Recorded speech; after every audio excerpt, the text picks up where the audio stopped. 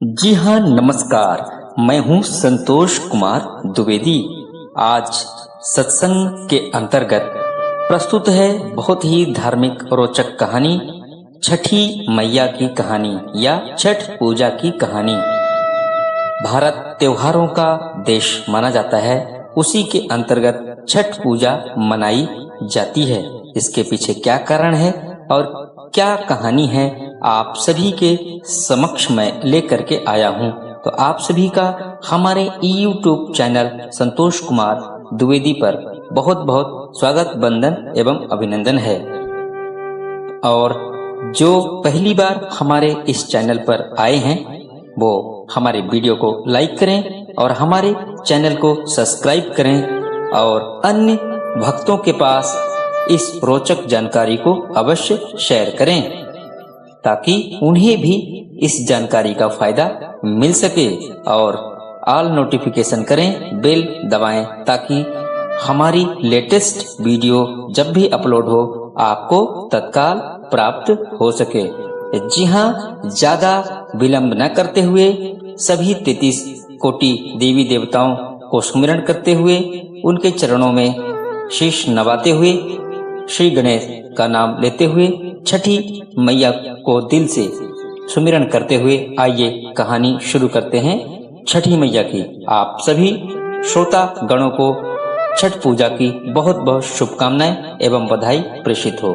तो आइए शुरू करते हैं। जी हाँ, कहा जाता है एक समय की बात है कि प्राचीन काल में राजा प्रियंबर रहते थे और उनकी पत्नी मालिनी देवी रहती थी।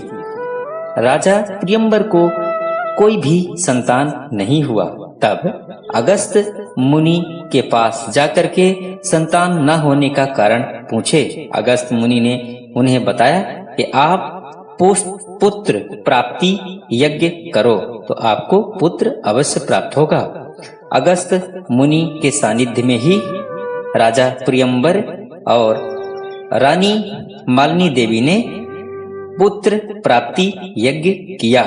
परिणाम स्वरूप क्या हुआ कि उस यज्ञ से खीर प्रकट हुई। अग्नि देवता खीर लेकर प्रकट हुए और उस खीर को मालिनी देवी को खिलाया गया। परिणाम क्या हुआ कि 9 महीने बाद राजा प्रियंबर के एक सुंदर पुत्र हुआ। और पुत्र तो हुआ लेकिन वह मरा हुआ था, यानी मृत्यु अवस्था में था।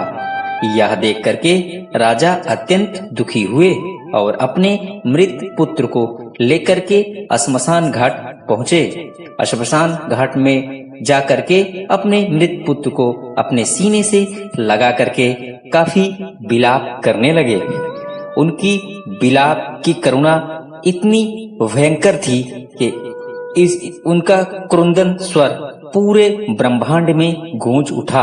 तभी क्या देखते हैं कि आसमान में एक दिव्य विमान आया और दिव्य विमान में एक सुंदर देवी बैठी थी जिसकी छवि इतनी मनमोहक थी कि जो देखे वो देखता रह जाए। जैसे ग्रीष्म काल में सूरज चमकता है उसी भांति उस सुंदरी की जो है आकृति चमक रही थी। वह विमान आकर के राजा प्रियंबर के सामने रुका। तब राजा प्रियंबर ने हाथ जोड़ करके उस देवी को प्रणाम किया और बोला, आप कौन हैं? उस देवी ने बताया, मैं ब्रह्मा की मानस पुत्री देव सेना हूँ और मैं आदिकाल से लेके अब तक छठी माता के रूप में जानी जाती हूँ, क्योंकि मैं ब्रह्मा के छठे अंश से प्रकट हुई हुई और मेरा भाई सूर्य है। जी हाँ, तब राजा प्रियंबर ने उसे प्रणाम किया और दिल से उसकी स्तुति की और अपनी कहानी बताया। हे देवी, आप सही समय पर आई हैं। हमारे पुत्र को देखिए, इसकी क्या हालत है। और उसकी प्रेम अनुनय विनय को स्वीकार करके देवी ने उस पुत्र को अपने हाथों में उठा लिया और जैसे ही अपने हाथों में उठाया तो एक चमत्कार हुआ और जो राजा का मृत पुत्र था वो उसी समय हाँ छठी माता के हाथों में जाते ही जीवित हो उठा और हंसने लगा जोर जोर से।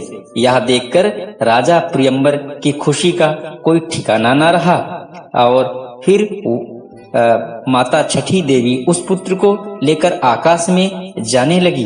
तभी राजा ने हाथ जोड़कर प्रार्थना किया, हे देवी, आपने हमारे पुत्र को जीवित किया है, कृपा आप हमें इसे वापस कर दें। तब छठी माता ने कहा, हे राजन, तुम छठी का त्योहार जो आता है, जिसे कार्तिक मास के शुक्ल पक्ष षष्ठी को मनाया जाता है, उसको अपने परिवार सहित विधि विधान से पूजन अर्चना करो।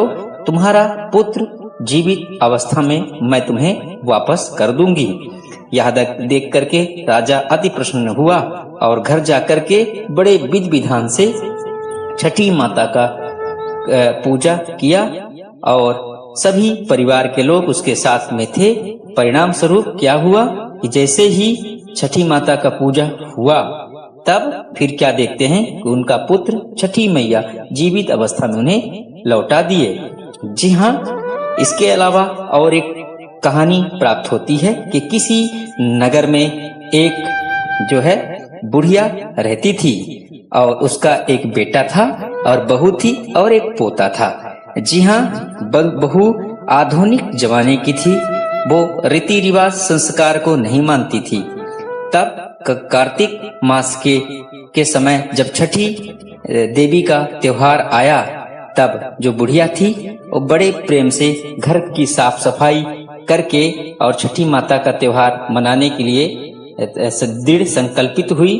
तब क्या हुआ कि उसकी जो बहू थी वो बोली, माता ये क्या कर रही हैं? बोले, बहू तुम्हें पता नहीं है, छठी माता का त्योहार है और हम सभी छठी माता के त्योहार का व्रत करने के लिए तैयार हो रहे हैं। तब बहू ने कहा, ये आए फालतू की बातें हैं, ऐसा कुछ नहीं है, लोगों ने मनगढ़ंत कहानी कुछ बना रखी है। तब बूढ़ी अम्मा ने छठी माता की एक कहानी और बताया कि देखो, ऐसा मत करो, देवताओं का उपहास नहीं उड़ाना चाहिए। छठी माता के त्योहार जो है द्रौपदी और कुंती ने भी जो है किया था, ताकि उन्हें पांडव का हारा हुआ राज्य प्राप्त हो सके। और जब उन्होंने व्रत किया छठी माता का, तब पांडव का हारा हुआ राज उन्हें वापस मिल गया। इतना ही नहीं पुत्री, जो है रामायण में भी ये उल्लेख मिलता है कि लंका विजयी करने के बाद प्रभु श्री रामचंद्र ने रावण के पाप से उद्धार करने के लिए छठी माता का सीता के साथ व्रत किया था। और इसके अलावा और भी कई प्रचलित कहानियां हैं। तब बहू ने कहा, ये सिर्फ मन गढ़ंत कहानी है। जब ऐसा कह रही थी, तब क्या हुआ, क्या देखती हैं कि अचानक जो उसका पुत्र था वो जमीन में जो खेल रहा था वहीं पर गिर गया। और फिर बहू उसको जब उठाने लगी तो वो उठ ही नहीं रहा था। और उधर उसकी सास और उसका पति पूजा विधि में लगे हुए थे। तब दौड़ करके बहू गई और सासू माँ को बुला करके लाई, बोली, देखिए मेरा बेटा तो उठ ही नहीं रहा है। बहू ने देखा कि बेटा नहीं उठ रहा है। सास भी आकर के देखी और सभी लोग रोने लगे। जल्दी ही उसे हॉस्पिटल यानी अस्पताल में पहुंचाया गया। डॉक्टरों ने भी जब बेटे की जांच की, तब देखा कि उसकी सांस तो रुक गई है। डॉक्टरों ने भी उसको मना कर दिया, बोले अब यह बालक मर चुका है। यह देखकर सभी रोने लगे और उस पुत्र को लेकर अपने घर आ गए। तभी वहां पर एक अनजान औरत आई और जो है बुढ़िया से बोली, अम्मा आप चिंता न करें, यह पुत्र अवश्य जीवित हो जाएगा। यदि आप सभी लोग छठी माता का व्रत करें और विधि विधान से पूजा अर्चना करें तो यह पुत्र अवश्य बच जाएगा और जीवित हो जाएगा। यह देख करके उस बहू को भी अचानक छठी मैया पर विश्वास हो गया और उसे ऐसा लगा कि जैसे मेरे ही कारण मेरे बेटे की ये स्थिति हुई है। तब बहू, सास और उसका पति मिल करके विधि विधान से छठी माता का व्रत किया और जब व्रत पूर्ण हुआ तब क्या देखती हैं कि वह बालक जीवित हो गया। और फिर उस अनजान औरत को जब ढूंढने लगे वो लोग तो वो वहां से अदृश्य हो गई थी। जी हाँ, इस प्रकार से अनेक कहानी मिलती हैं। एक कहानी यह भी मिलती है कि किसी गांव में एक बुढ़िया, उसका बेटा और बहू रहते थे।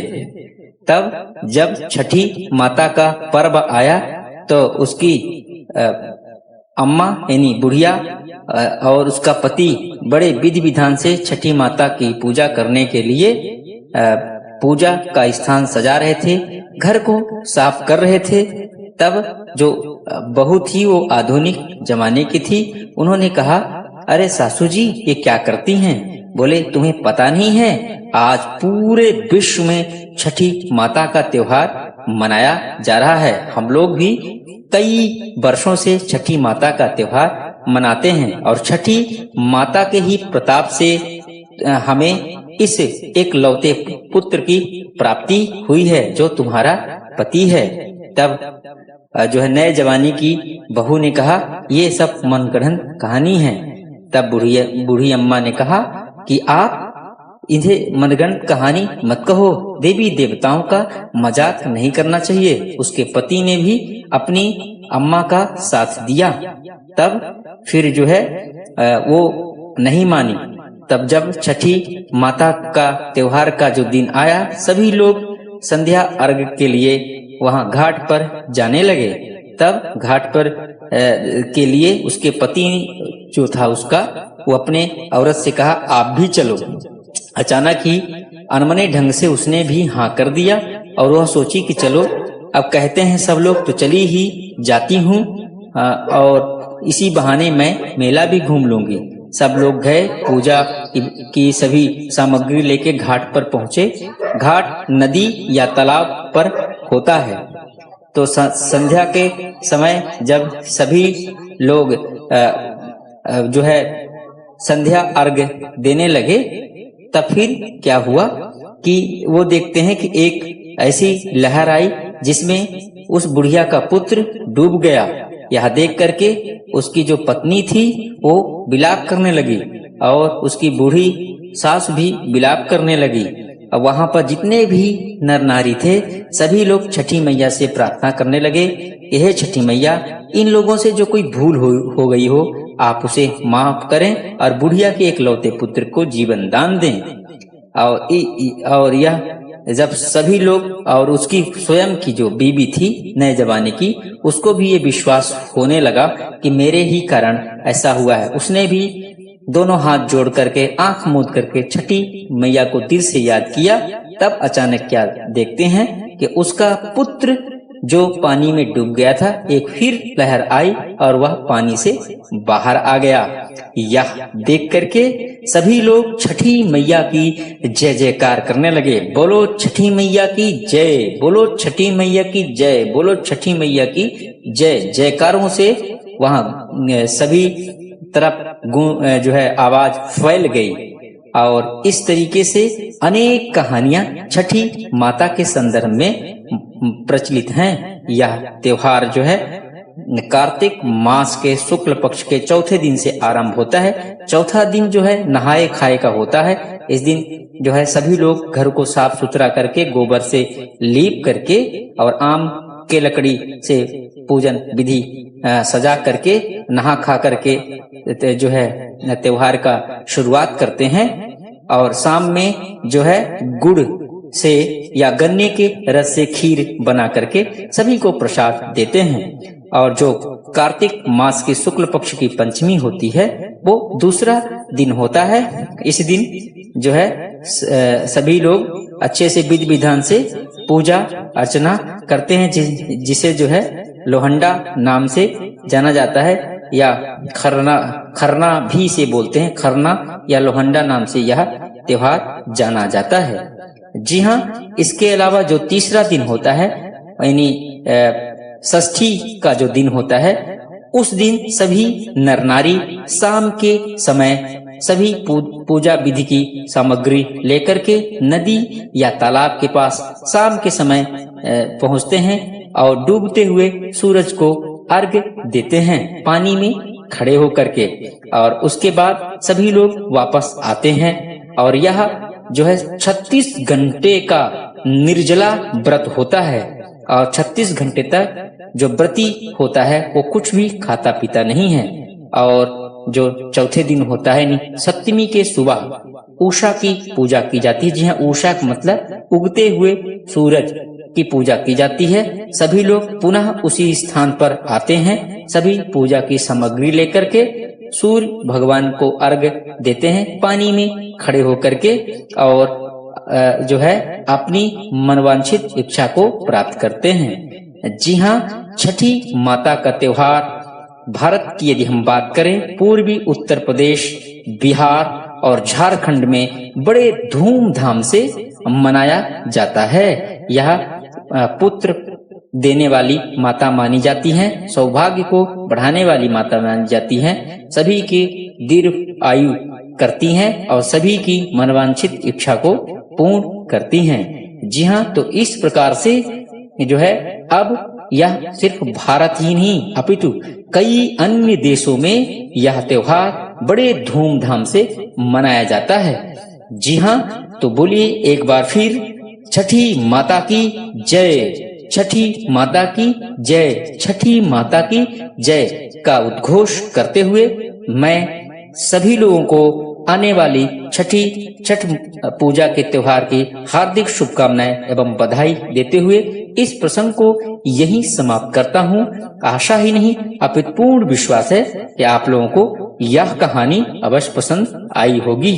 जी हाँ, आप अपना कमेंट भी लिख सकते हैं। कमेंट में आप बताइए आपको यह कहानी कैसी लगी। जी हाँ, नमस्कार, धन्यवाद।